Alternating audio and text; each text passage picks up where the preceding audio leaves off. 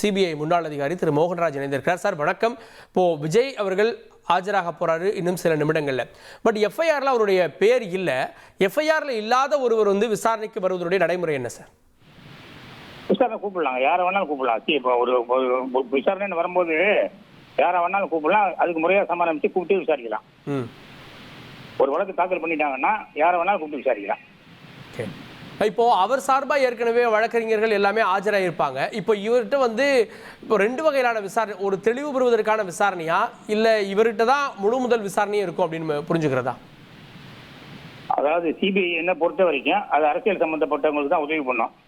முழு நியாயத்தையும் எந்த வழக்கிலையும் வெளியே கொண்டது கிடையாது.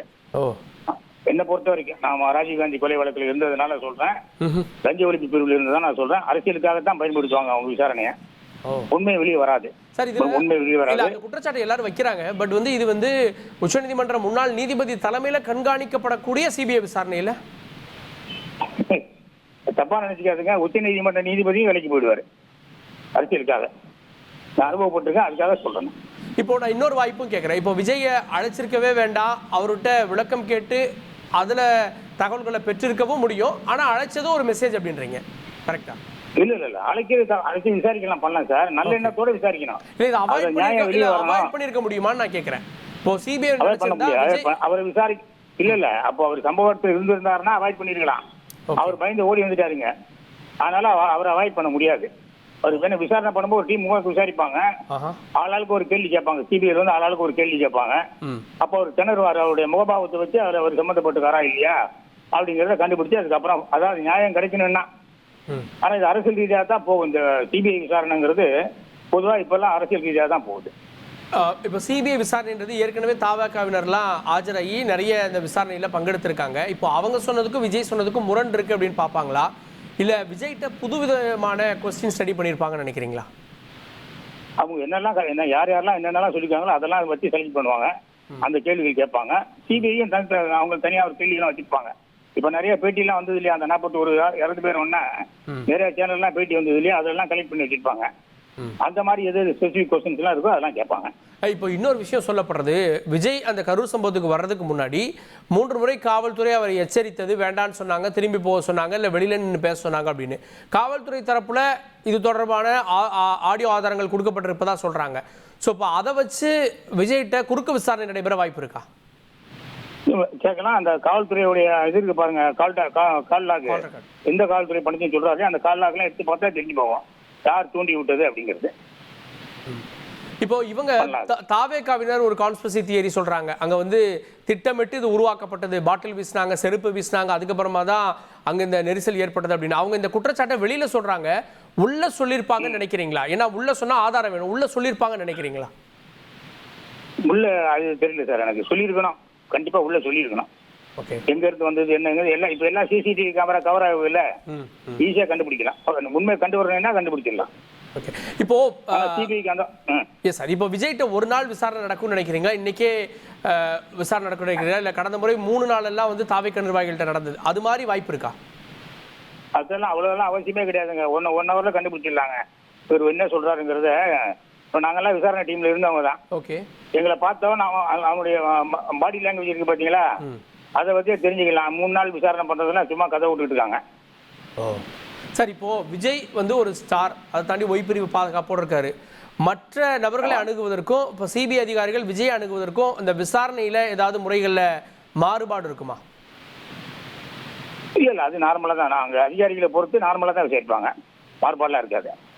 இது வரைக்கும் கலெக்ட் பண்ணிருப்பாங்க, டேட்டா நிறைய கலெக்ட் பண்ணிருப்பாங்க, அதெல்லாம் கிராஸ் பண்ணுவாங்க. அவர் அதுக்கு ஒரு பதில் சொல்லிட்டாருன்னா ஒன்றும் பிரச்சனை இருக்காது. சார், குற்றம் சாட்டப்பட்டவங்ககிட்ட ஒரு விசாரணை நடத்துறப்போ நீ தான் குற்றம் பண்ணியா அப்படின்ற அந்த துணியிலேயே அந்த விசாரணை இருக்கும். ஆனா இப்போ விஜய் ஒரு ஸ்டார் அப்படின்றப்போ இந்த விசாரணை அந்த துணியில இருக்காதா அப்படின்றத என்னுடைய கேள்வி. இல்ல ஸ்டார் பத்தி எல்லாம் அதெல்லாம் கவலைப்பட மாட்டாங்க. அவங்களுக்கு எல்லாம் சாதாரண சாட்சி தான். அவர் ஸ்டாரு, அவர் இவரு அவருங்கெல்லாம் நினைக்க மாட்டாங்க. சிபிஐ பொதுவா யார் வராங்களோ அவங்களை அப்படியே என்ன சப்ஜெக்ட் மேட்டரோ அந்த சப்ஜெக்ட் தான் கேட்பாங்க அவங்க. அப்புறம் அந்த பாடி லாங்குவேஜை வச்சு சில கேள்விகள் கேட்பாங்க. ஓகே, இதுல இந்த விசாரணை வீடியோ ரெக்கார்ட் செய்யப்படும் நினைக்கிறீங்களா? எந்த விசாரணை பண்றது நல்லது, விசாரணை பண்றது நல்லது. இல்ல இது செய்யணும், வீடியோ ரெக்கார்ட் செய்யணும்ன்றது கட்டாயம் இருக்கா? எப்படி அது ப்ரொசீஜர் கேட்கு? எனக்கு தெரியலம்மா. ஆனா அதை வீடியோ ரெக்கார்டிங் பண்ணியிருந்தோம்னா நிறைய விஷயங்கள் வெளியே தாறுமாறா வெளியே வரும். அப்படிலாம் நடந்திருக்கலாம். அங்க சிபிஐ இருக்கும்போதெல்லாம் அப்படி பண்ணியிருந்தாங்க வச்சுக்கிடுங்க, ஏகப்பட்ட விஷயங்கள் வெளியே வந்திருக்கும். இப்போ நான் ஒரு எனக்கு கேட்டதுனால சொல்லிடுறேன்.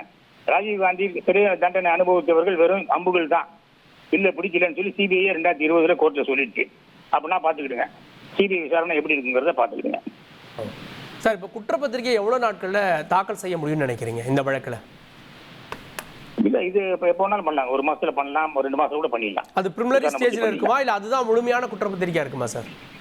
இல்லை, முழுமையான குற்றப்பத்திரிகை தான் தாக்கல் பண்ணோம். ஏன்னா அவங்க கன்சல்ட் பண்ணுவாங்க, அட்வொகேட்ஸ் எல்லாம், சீனியர் அட்வொகேட்ஸ் எல்லாம் கன்சல்ட் பண்ணி பக்காவாக பண்ணி தான் சாட்சி ஃபைல் பண்ணுவாங்க. இல்லை, கோர்ட் வந்து குறிப்பிட்ட கால இடைவெளியில் நாங்கள் மானிட்டர் பண்ணுவோன்றப்போ ஒவ்வொரு ஸ்டேஜ்லேயும் அவங்க ஏதாவது குற்றப்பத்திரிகை அந்த மாதிரி கொடுப்பாங்களா? இல்லை, அது வேணா கொடுக்க மாட்டாங்க. குற்றப்பத்திரிகைங்கிறது ஃபைனல் தான். குற்றப்பத்திரிகைங்கிறது ஃபைனல். அது வந்து பேஸ் கேஸ் எல்லாம் கொடுக்க முடியாது. குற்றப்பத்திரிகைங்கிறது ஃபைனலாக கொடுக்கறது தான். ஓகே. ஸோ இது கோர்ட் ப்ரொசீஜருக்கு எப்போ சார் வரும்? இது வந்து குற்றப்பத்திரிகை தாக்கல் பண்ணால் கோர்ட் ப்ரொசீஜருக்கு எப்போ அடுத்த ஸ்டெப் எப்போ வரும்? அது உடனே குற்றப்பத்திரிகை தாக்கல் ஒன்று அவங்க கூப்பிடுவாங்க. அவங்க டெல்லி சிபிஐ சிறப்பு நீதிமன்றத்தில் ஒரு வாரத்துக்குள்ள கூப்பிடுவாங்க. அதான் டெல்லி சிபிஐ சிறப்பு நீதிமன்றத்தில் இந்த விசாரணை நடக்கும். ஆமா, சிறப்பு நீதிமன்றத்தில் நடக்கும். அவங்க உடனே கூப்பிடணும். 1 வாரம் 10 நாளைக்குள்ள கூப்பிட்டு விசாரணை பண்ணணும். ஓகே. இப்போ ஆனா ஜஸ்டிஸ் டிலேடுன்னு சுப்ரீம் கோர்ட்ல நிறைய தடவை சொல்லியிருக்காங்க. ஆனா நம்ம நாட்டில் ஜஸ்டிஸ் டிலேடு தான், ஆல்வேஸ் டிலேடு தான். நான் ஒரு 2 பொதுநல வழக்கு போட்டிருக்கேன் மெட்ராஸ் ஹைகோர்ட்ல. இருங்க, 2 பொதுநல வழக்கு போட்டிருக்கேன். ஒன்னு மழைநீர் வடியா கால்வாய், ஒன்னு குண்டுகுழி சாலை. 6 வருஷமா அந்த கேஸ் எடுக்க மாட்டேங்கிறாங்க. அப்படின்னா டிலே தானே. எல்லாமே மெட்ராஸ் ஹைகோர்ட் அப்படின்னா சிபிஐ கோர்ட்டே அப்படிதான் இருக்கும். சார், இன்னொரு கேள்வி என்னன்னா, திரு செந்தில் பாலாஜி அவர்கள் விசாரணைக்கு ஆஜரானப்போ நீங்க பாஜகவில் சேர்ந்துருங்க அப்படின்னு விசாரணை அதிகாரிகள் பாஜகக்காக பேசினாங்கன்ற ஒரு வாதம் நீதிமன்றத்தில் வைக்கப்பட்டது. அப்படி ஓப்பனா பேசுவாங்களா இந்த விசாரணையில? நீங்க பாஜகக்கு ஆதரவா இருக்கணும், சொல்றதை கேட்கணும்னு அப்படி பேசுவாங்களா? ஒருவேளை ஓரமெல்லாம் பேசியிருக்கலாம். அதான் அதுக்கு நீங்க ரெக்கார்ட் பண்ணணும், வீடியோ ரெக்கார்ட் பண்ணா நல்லா இருக்கும். அது இல்ல சார், விஜய் கிட்ட அந்த மாதிரி பேசுவாங்களான்னு நான் கேட்கிறேன். செந்தில் பாலாஜியே பேசுதா சொல்றாங்க, விஜய் கிட்ட அவங்களுக்கு யாரா இருந்தாலும் ஒரே டைப் தாங்க. ஒரு சாட்சின்னு வந்துட்டாருன்னா அவர் யாரா, அவருக்கு விஜய், இவர் விஜய், இவர் சிவாஜி கணேசன், இவர் எம்ஜிஆர் ஆக மாட்டாங்க. எல்லாரும் ஒரே மாதிரி தான் விசாரிப்பாங்க.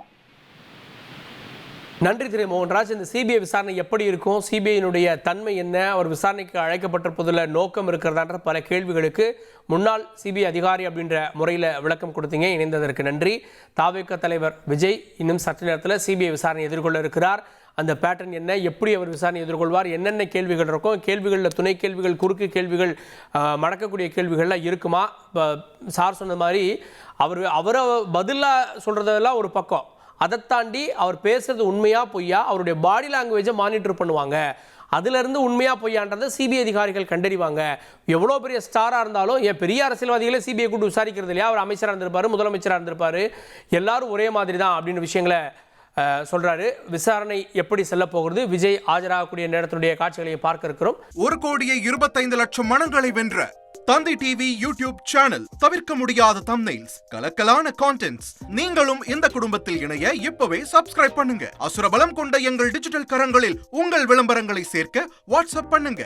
8939888378. Email advttv@dttv.in.